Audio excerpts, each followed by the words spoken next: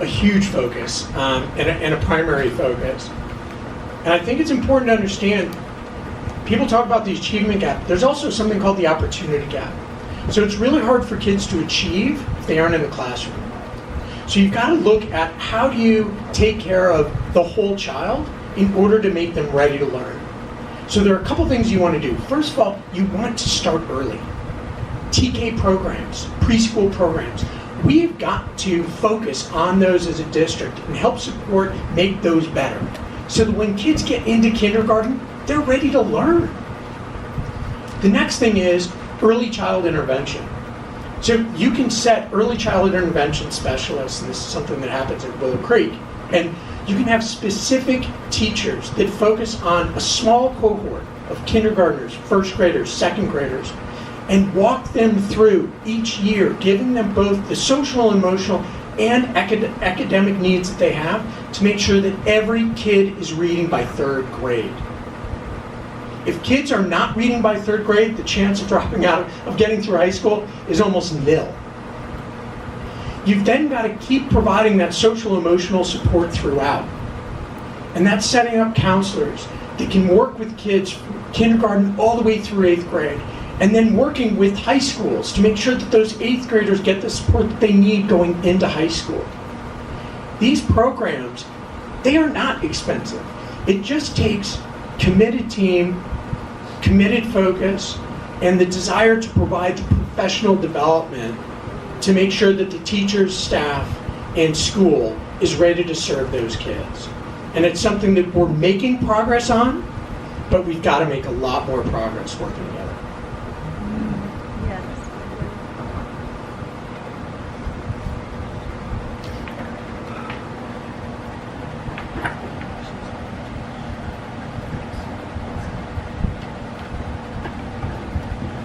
So it's correct that our district is not a minority in having an achievement gap. It is literally across the country. And I do want to say that when I came onto the board in 2014 with 4 other board members, and so Josh, myself, and Thomas Newmeyer we were appointed to the board.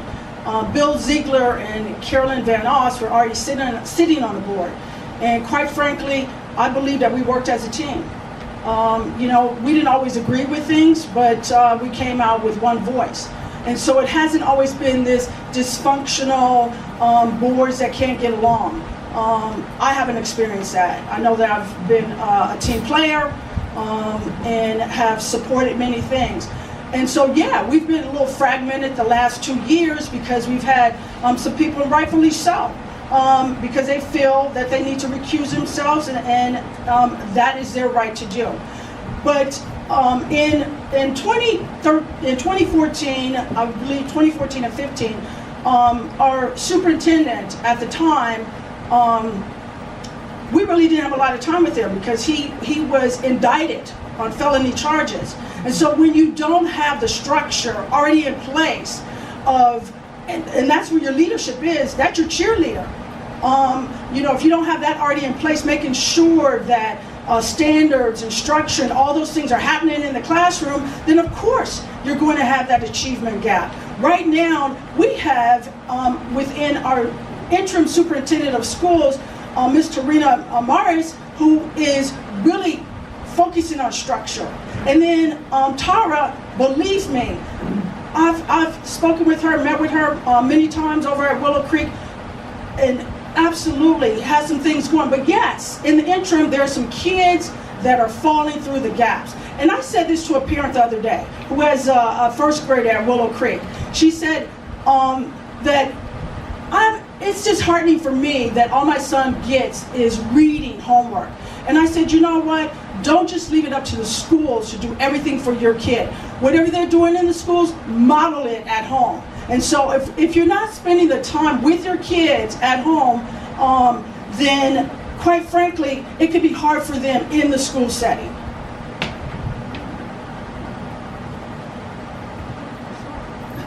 I was passing the mic down. It's okay. So specific steps we would take to close the achievement gap. I agree that early intervention is super important.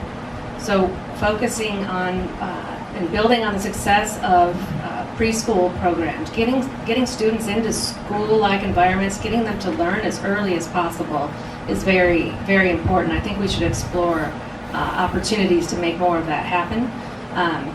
We've seen some really good success with creating individualized learning teams for students who are falling behind. So identifying those that have the most room to grow and making sure that they've got a wraparound team working with them based on whatever it is that individual child needs. We've seen some success with programs like that at Willow Creek, and I'd really love to explore bringing those over to Bayside MLK. Creating stability in leadership, as others have mentioned, is super important. I've spent some time with David Fanan, the principal now in his second year at Bayside MLK, spent some time in the classroom. I am really, really encouraged by what I've seen in that time in that school, making sure that what I would do, I'd make sure that we've got a professional development plan for David that makes sure he stays there. How are we going to make sure that we've got strong, stable leadership in place for 5, 10 years, whatever it takes? These things are big issues. Like we said, they're not unique to Marin City and Sausalito. They're county, they're state, they're country issues. And leadership stability is absolutely critical. Seeing the pride that the children take and showing their work to David, the connection that they have with him, that is fundamental, and I would absolutely make sure that that stays in place and that stability is there. That David's able to do things that keep his teachers happy, that teaching staff, many of them new because there's been such high turnover, that they feel supported and that they want to stay, and that they have their own clear plans to do so.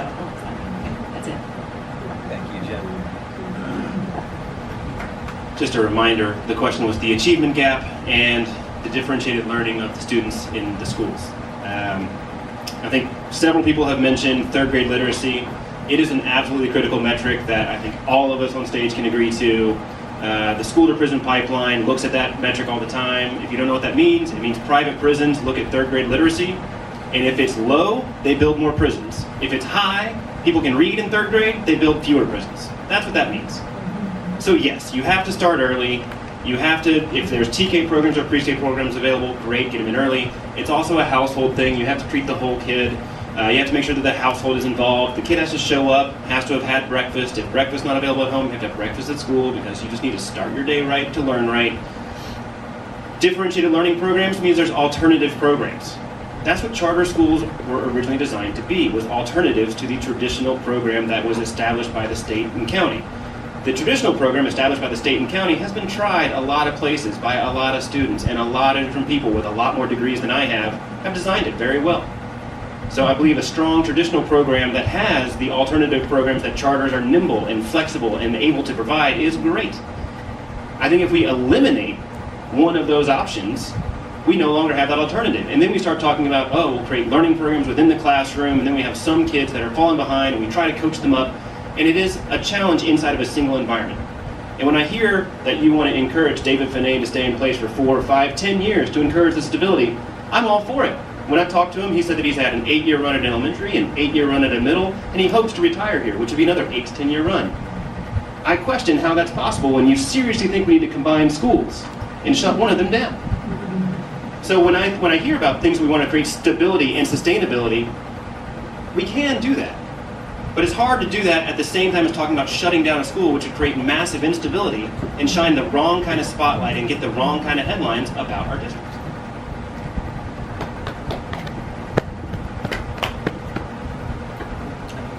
Oh, okay. All right. Thanks. Lonnie. Yes. So this is an interesting question, and I think some of us have ideas about why, but we don't know exactly, so maybe we can get some clarity on it. Why is it that the Attorney General, I'm sorry, can everybody hear? No. Why is the Attorney General investigating the Sausalito Marin City School District? Well, the state attorney general is investigating the school district because There was an independent audit that was conducted in 2016 of the school district, and it looked at the finances, it looked at the MOU between the charter school and the school district, and it identified roughly 1.3, 1.5, whatever million dollars above and beyond the legal requirement for providing to the charter school. And it looked at the discrepancy in what resources were available at Bayside MLK versus the charter school. And it raised serious questions about whether that was a gift of public funds from the public school to the charter school. And you know, raised a number of other issues, but that was sort of the primary one. Based on that, our superintendent of education said, and it asked whether there was a common law conflict of interest, because there was a majority of charter school parents on the board from Willow Creek who had made those determinations. And so the question was, is that in fact a common law conflict of interest? Is this really a real problem? So that issue was raised to the superintendent of education for the state, Tom Torlakson, and then he asked the Attorney General to look into it. The Attorney General has been reviewing this for about 2 years, I guess, and I will say in the board meetings that I have been to, there have been many discussions. At the last board meeting, for example, the board had to rediscuss an issue because they had considered the MOU in a closed session at the last board meeting, and the Attorney General got on the phone and said, what is your basis under the Brown Act to have this in a closed session?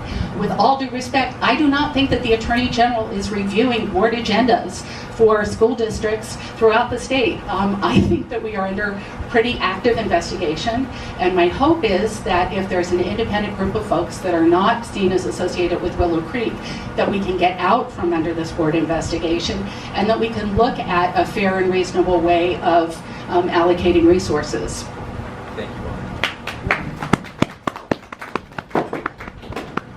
So the reality is nobody actually knows exactly what the Attorney General is investigating.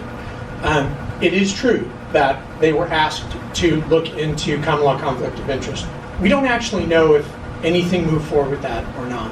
What we do know is a different group within the AG did open an investigation to look at how we are educating low-income students, and are we doing that effectively? And that's the investigation that I am aware of. In fact, I spoke to the AG about that. And the interesting thing is, the things that they were asking about were, what are we doing with early child intervention? What are we doing to improve school support? What are we doing academically to help our highest needs kids succeed? And of those things, restorative justice, responsive classroom that we had installed at Willow Creek, they were asking, why are we not installing those at Bayside MLK also? So the question that the AG seems to be asking, as far as I know, is the same question we're all asking, and we should all be asking. Are we serving our low-income kids well enough or not? And if we aren't, why, and how do we do it better? And so I think the smart thing for us to be doing is not be guessing what one agency is thinking or another agency is thinking, and focus on the kids. Focus on doing what's right for all the kids. If we do that, the AG will no longer be interested in what we're doing. The county will say, good job, and leave us alone. And we will be able to work through together to make this community work for all kids. Thanks.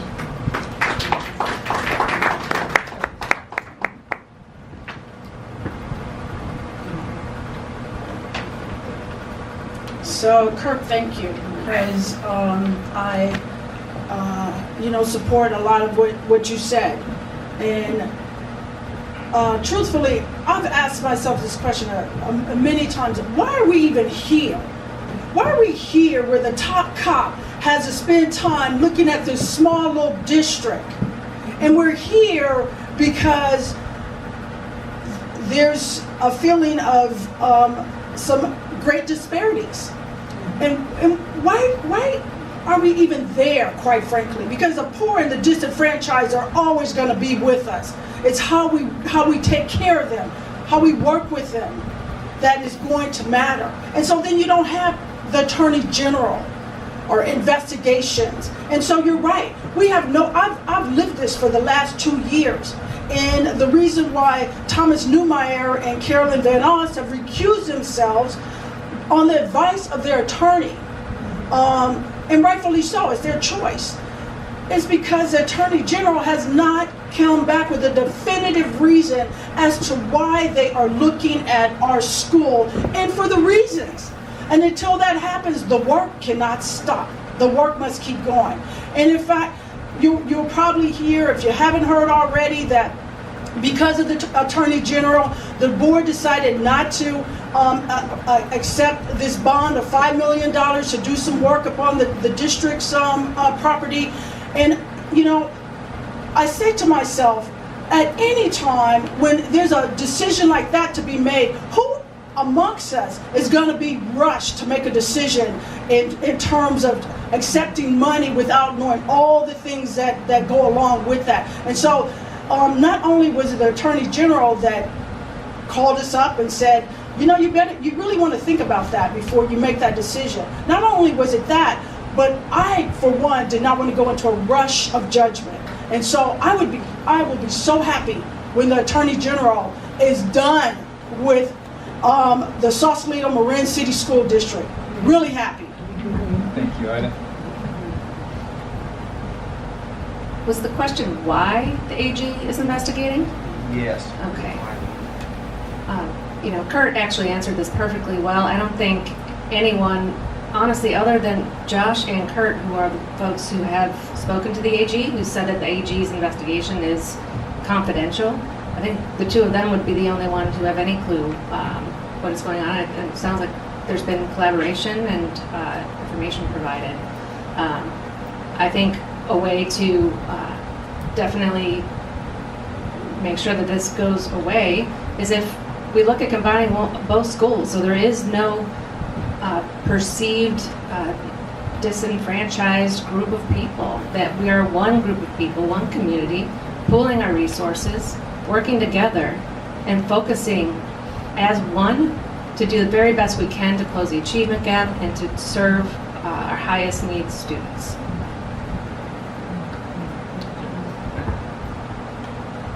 I'll be brief, but I will probably be noisy.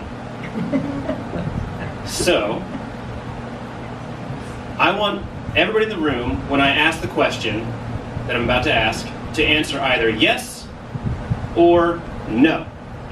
I think we have a decent representation from people that support both schools here. So the question I'm going to ask, and wait for me to ask it, the question I'm going to ask is, will combining into one school alleviate your concerns about the Attorney General's investigation? Do you think that will alleviate your concerns? The answer is either yes, you think that will alleviate your concerns, or no, you don't think it will. So I'm going to say 1, 2, 3, and you just tell me your answer. No. Okay. So I didn't officially say 1, 2, 3, but we kind of got the sense from the room that there's a mixture of opinions here.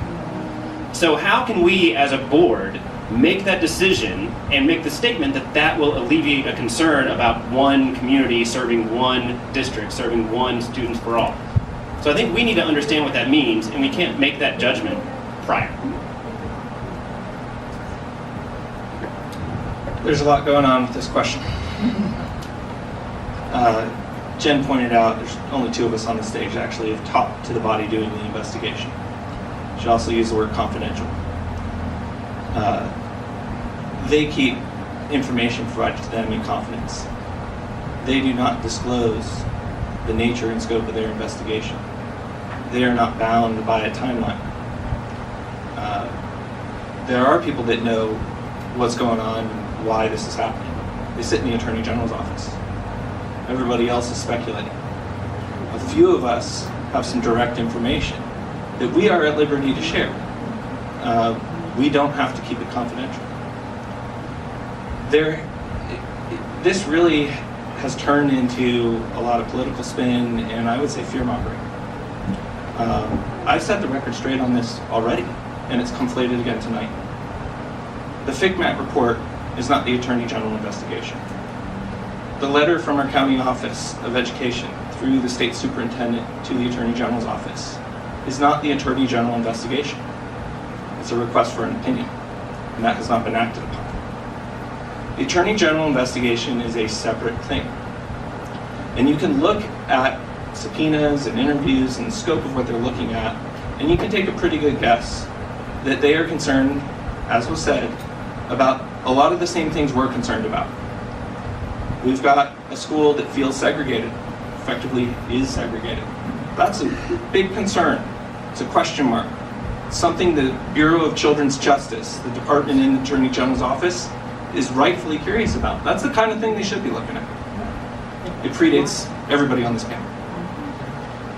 We have a huge achievement gap. We've got questions around how money flows. These are the kinds of things they're probably looking at. And there's probably stuff that nobody on this panel can speak to. I do know they've hired education experts. I welcome their input. I understand why it's probably taken a couple of years. These are complex things with no easy thing that they can come back and say, do this, do this, do that. So, I know I'm running short on time here, but one school question. Given what I know about what they're looking at, I actually think if we ended a segregated system, if we brought kids together and allocated money appropriately and started to move the needle on the achievement gap or the opportunity gap, the Attorney General would actually be quite pleased, as would everybody else.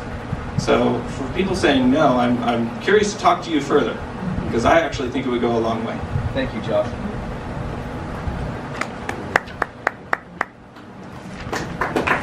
So the questions that we've had that I've had to choose from are a great bunch of questions, and I can't ask them all.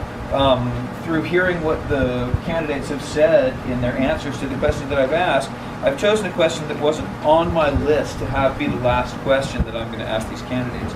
I think it kind of gets to the root of why we're all here, and it seems to me like a lot of us, we are kind of wanting the same thing, and this really is the question. So, our district has experienced a great deal of divisiveness, especially in recent years, over various issues, including but not limited to how to allocate resources between our schools. How would you end this divisiveness? Cakewalk. I think that in the end we've got to end the divisiveness by coming together. And that means coming together on a common understanding that either we're for some kids or we're for all kids. We're either for some schools or we're for all the schools. And so I think the first step is to get alignment from the board, from the community, that we as a district board need to take care of both schools and take care of all the kids at both schools based on the need. So those kids with the highest need the highest resources and support. Whether they go to Bayside or they go to MLK, that's the starting point. We've got to get agreement on what we care about and who we care about and how we take care of them. Then we've got to have the open, honest dialogue about where we are. We've got to bring the community back in and give them the information so that they can see where we are and where we want to go. Because unless we open up the transparency and we increase the dialogue, you can't build trust. And only by building trust are we going to decrease the divisiveness. And I think the last thing is, we've got to be clear on what do we believe in our heart of hearts is the most important thing.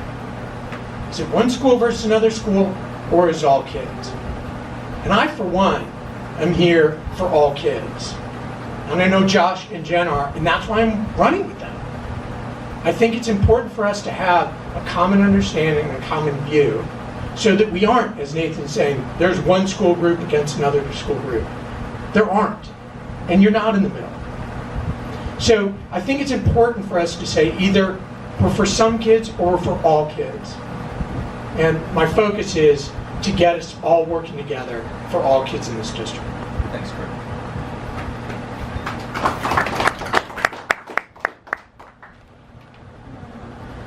So I think that divisiveness is rooted in racial disparity. And I think that when you get to the core of that, you begin to build out. And so I think for one, I'm here because I care about the kids in the district. So this board is the governing board for the district schools. Bayside Martin Luther King Junior Academy and Willow Creek Charter School. And so Willow Creek, who has his own board, who has his own foundation, who has a vibrant parent group, there's no disrupting that system, in my opinion, at this time. I would love to see a one school district. In fact, it was always a one school district in the town of Sausalito, the 94965. We were bused. We could walk down, but we were bused from Marin City to go to school. So there was a one school district until some parents decided that it would be best to start a charter school to give their kids options. And that's okay. That's fine. They wanted to start a charter school to give their kids options. That's great. We will always have, again, kids with challenges. And at some point, yes, we do need to look at the broader system of how we all come together. It's not now. It's not right now. Because, and Josh, I know that you had mentioned, that we've been talking community school for years. But our kids who finally have some structure and who are finally beginning to go up that hill do not need to be disrupted right now.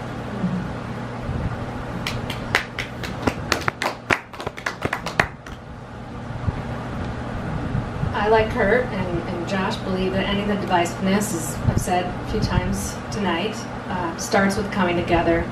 I remember watching a board governance meeting where the fundamental alignment at who are we responsible for as a district board couldn't be reached, and therefore the rest of the meeting was just kind of out the window.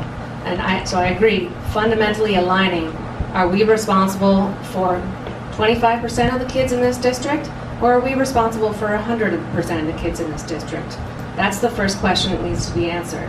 And then coming together, hopefully it's 100% of the kids in this district, and then working on, okay, then what's the right thing to do from here today, in the midterm, in the long term, to make sure that we're providing an excellent education for all of those kids, and especially those that have the most need and are struggling the most, are getting the most attention, that resources are prioritized for those people.